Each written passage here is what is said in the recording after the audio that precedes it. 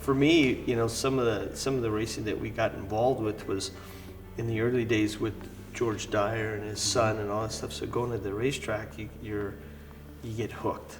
It's one of those things, and then you get to see him in the shop and you talk to him and all. But George Dyer had some significant cars, as you know. It has a GTO, which is I think that was the only blue GTO that I've ever seen in my life. Yep. And we did a lot of cars for him. And his son, since we became good friends through the Knoop family, he knew I was racing go-karts, and he says, well, I got something for you. And we were up on turn 1, actually. We were watching the vintage race when Griswold crashed the Ferrari at turn 1. Remember the 512? The 512M, yeah. So we're there, and he says to me, the old man says to me, he says, when we get done with this weekend, I'll come by the shop, I'll bring you a surprise. So he brought me George's go-kart, which was my second go-kart, and then that led into all the racing that we've been doing. So once you get hooked on one of them, you're done. You're done. Yeah. But it's from there you go on to other stuff, midgets and SCCA and all this stuff that we're running, and that's where 2 years ago I think is when Rick introduced the movie. He created a movie called Racing Through the Forest, and basically it explains how racing started. This was all from the Pebble Beach area, the Golden Gate Park area. Yeah. And the one he didn't include there, which I was shocked because since we had Pebble Beach and Golden Gate, it was the Moffett Field, which just came up in a magazine, which I didn't even know myself that Moffett Field was actually a race course out there. And they showed the hangar, which now the hangar doesn't have any more sheet metal on it. But that movie, it tells a story, and his father was in the movie as well, because Fred was a big part of when Laguna Seca came together, from when it transitioned from Pebble Beach 17-mile drive to Laguna Seca. And it told the story. And it told the story so well that you understood it and the change and what drove the change. And then you got to see Fanjo, and you get to see some of the other guys in the movie that you're going, wow, they were right here in our backyard racing. Yeah. And look where they ended up being. Yeah, I remember my dad used to race out there right at Moffett Field, right? Because we lived in San Jose, and he used to have a Jag and go out there and race there. And then he took me to the Pebble Beach and the Golden Gate races when I was a young kid. I mean, I was hooked, and I always wanted to be a race car driver, but once I became a race car driver, which was in off-road only, I realized I wasn't anything special.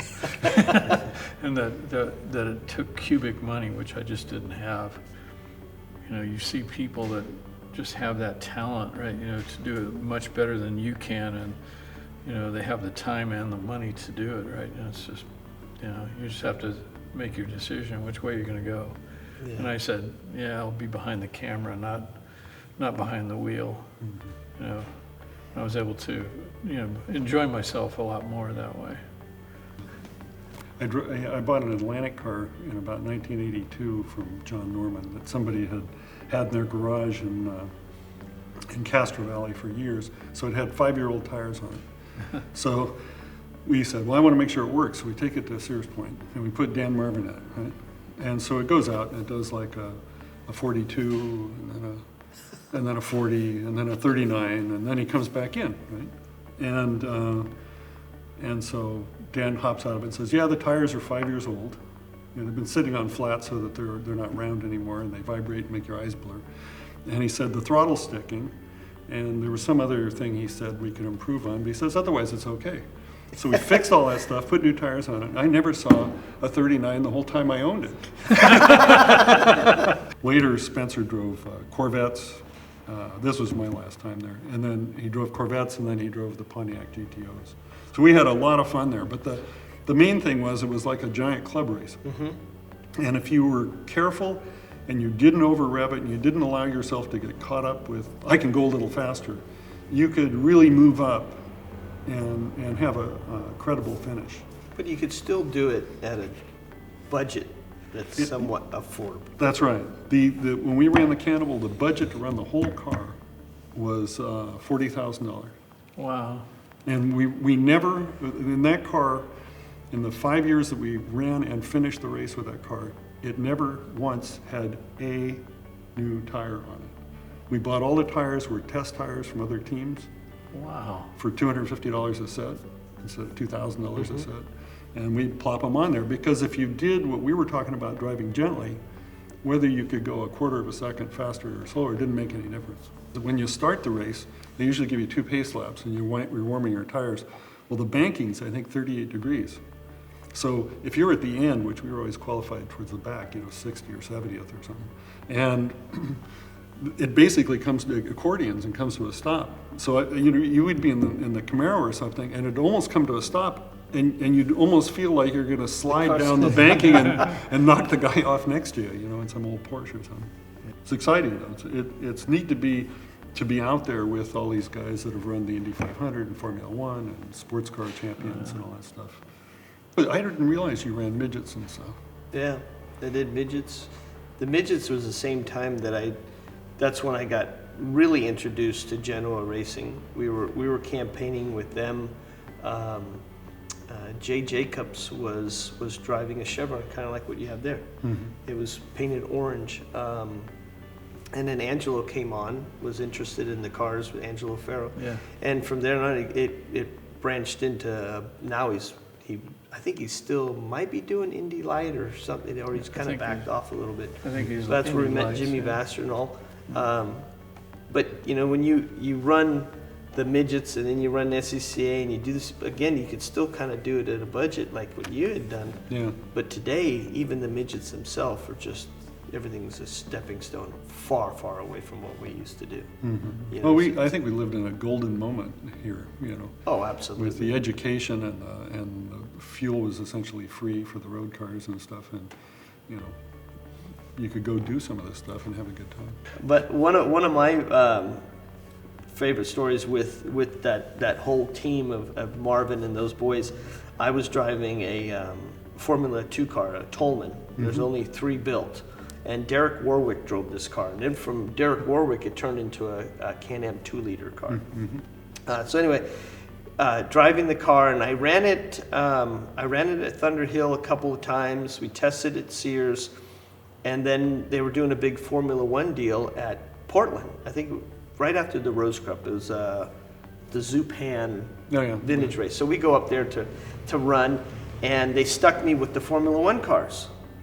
So we're out there, and I'm practicing, and I'm trying to get the hang of it, because now I'm actually at a track where I can feel the aerodynamics of this car coming in. So we're making a little adjustments, and I'm still getting used to it. And we go out for qualify, come in, and I'm going, okay, I'm getting better at this, because the aerodynamics, when they come into play, you learn a whole different gamut from what I was racing before. So I said, okay, we're going to do a couple things. We're adjusting the rear sway bar because it kind of got stuck. I couldn't adjust it as freely as I wanted to. So I was adjusting it on the straightaway and adjusting in the corners to be a little bit different. And Phil Riley comes up to me and he says, how was it? And I said, it was really good. And he says, let's take a walk. Okay, so he puts his arm around me. From then on, it's been Uncle Phil. And he puts his arm around me, and we're walking, away from the paddock area there. And he goes, this group you're in is a pretty fast group. I said, yeah. I said, they really are. So, with the Formula 1 cars, I'm the little car. He says, yeah. He says, that's what we need to talk about. And I said, why is that? He says, you got to kind of bring it down a little bit. These guys that are running these cars, there's a little bit of an ego there because they got that Formula 1 car. And I said, yeah, but I'm not getting it. So he pulls out the grid sheet and he says, well, you're on the pole and you're 12 seconds faster. 12? 12 seconds. And he says, you need to tone it down a little bit. Wow. These guys get a little upset. Wow. And it just, we're playing with these guys, and it's, being that small car on a course like that, you learn how to do things a little bit different. But it was just a huge difference. Yeah, 12 seconds is massive. 12 seconds is Massive, but yet year. you're trying to throw a Formula 1 car around a course that's really not designed to that. With the Tolman, we'll do it a whole lot faster and better. So he says, tone it down a little bit. I said, okay, Uncle Phil, we got it. Yeah. If you think about, when we're about what we're doing out here and what we did out here for the little that we had, we really have the best of the best in this area. If you think about the personnel, Oh, you yeah. know, you talk about, Dennis and Marvin and all those guys over there. Just think about how many of those cars that are in the world, that even if you haven't hit, that they've touched one way or another, whether it's machine work or whatever it is. Yeah. And we're kind of, as a generation change, now we're into electric cars like we were talking, but are these going to be around, or are they going to be in museums? Are we going to be driving them? And the thing is, the talent that we have here, everybody's getting older, and we're losing a lot of the old guys. Yeah, that's right. It's kind of like myself with my dad. I consider myself the second generation, but I still got some time to enjoy and play with these things and still work on them. But the old guys are going. Where's our resources? That's what my concern is today, is that we can't find the help, can't find the manpower, and what these guys are losing in their mind and memory of stuff, we can never regain what they're losing. Well, It's that's just- the reason why you have to train them.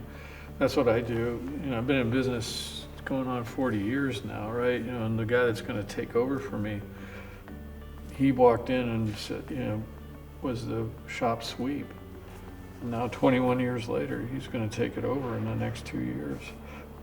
But, he went through the whole process of being an apprentice mechanic, master mechanic, right? And then teaching other people. And just about everybody that I have there, yes, everybody that I have there has been taught in my shop. And they're introduced to the whole thing about how things are fabricated and all that stuff, right? They know Dennis, they know Dan, they know when to stop and take it to him, and say, hey, look, I need this and this measurement. They learn how to use a caliper, all that stuff. So the deal with Griffin Motorwork is that it's going to go on, with that level of expertise, because all the stuff that's happening in the dealers now is all guided fault finding. In other words, you plug in a machine and all They'll the tell you what's onboard wrong. diagnostics are coming back, and it's connected to Germany, and they've got a whole group of people sitting at a desk saying, replace this, do this, Yeah, and Yeah. then redo the codes. They don't understand how it works. No, they don't. And that's the whole approach, right? And the same thing goes with racing, right? What you have to do is you have to generate that kind of interest in racing again. And I think it comes from the personality side, not the technical side. You want to make those guys heroes. Like when I was a kid, the first book I ever read when I was 7 years old was about Tazu Nuvolari. I saw this book on Market Street on the window, and I was like, man, that guy's name is cool, and he's a flying Minution, right? Speaking of the history of it, I think that we'd probably be remiss if we didn't discuss Steve Griswold a little bit. Absolutely. He came from a wealthy family back east, where his father was at the Indy 500 with the Maserati team when he was born, and he brought all of the Alfa interest here, Ferrari, Aston Martin, and started all the dealerships. And then he was with Steve Earle, Correct. instrumental in starting like the Monterey Historics, which has really kept a lot of us in business really all these years. Absolutely. And if you look at the people in this area, Dan Marvin, I think, worked for him. Dennis worked for him. Epifani. John Norman, Yeah. Epifani, Yeah. Patrick Otis, etc. They all Yeah. worked for Griswold. Phil Riley, Ivan Zarimba. Yeah. They all work for Griswold. So, he was really quite a force that caused this area really to be as active in sports Yeah. cars as it is. Yeah, he's also a famous kind of A finagler. character, yeah. Let's just say that. The first year I was at Le Mans, I was halfway down. I was at the White House, or at the restaurant, and I was shooting over the Ivy standing on a picnic table, and there's one other guy in the whole place. And this guy is standing next to me in a full suit and everything. I didn't think he was a mechanic or connected to, just a Brit, watching the race. and I'm doing pan shots as the Jags are going by and the Porsches are going by, right? And he goes, oh, isn't this magnificent? And I said, yeah, it's really cool. I said, where are you from in England? Right? He said, oh, London. I said, what do you do for a living? He says, oh, I restore Cobras. And I said, really? I said, you know Stuart Hall? Oh, yeah, I know Stuart Hall. You know, I said, yeah, I actually run a car with him right now. Right, it's a 57 Lister Corvette. Oh, I love that car, right? You know, who owned it, right? And I said, a man named Peter Davis. He said, I don't know him, right? And I said, he says, what do you do? And I said, well, I have a shop on San Pablo Avenue. He says, what's the address? And I said, 1485. Oh, Griswold's old place. And I was like, what the hell? What the hell? Yeah. I said, who are you anyway? Right? He says, I do a lot of international trade in Cobras and stuff, right? And then obviously there's a lot of stuff in California, that we get, some there a lot.